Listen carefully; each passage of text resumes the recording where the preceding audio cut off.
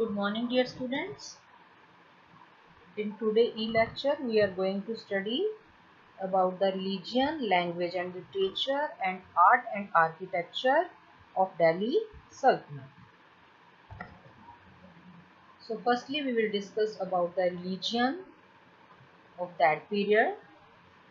Hinduism was the main religion at that time. The Hindus followed Vaishnavism and Shaivism. Jainism and Buddhism was also practiced. Islam was also followed, which was brought in India by Mahmud Ghazni and Muhammad Ghori.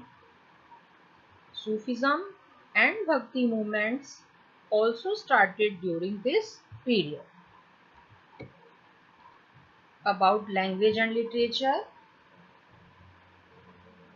Khadi Boli and Braj Bhasha became the literary languages as prose and poetry was written in these languages. On the other hand, Muslims used a mixture of Persian and Arabic in their courts, and Ziauddin Burni, who was the famous historian, wrote Tariq-e-Firoz Shahi book, and Amir Khusro was the well-known literary genius of this period. The local languages like Bengali and Gujarati were used in many parts of the Sultanate. Urdu also developed during this period, which was a mixture of Turkish and Hindi language.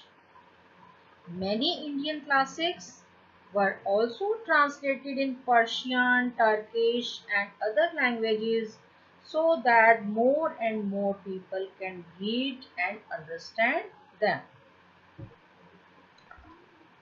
Next is art and architecture. During Delhi Sultanate, a new style of architecture developed with the help of Indian craftsmen. This is known as Indo-Islamic architecture.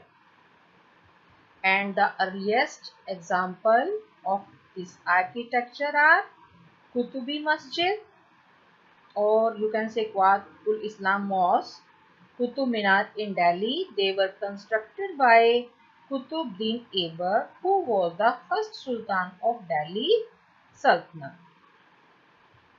And Alauddin Khalji extended Quwat-ul Islam Mosque and built Alai Darwaja near it.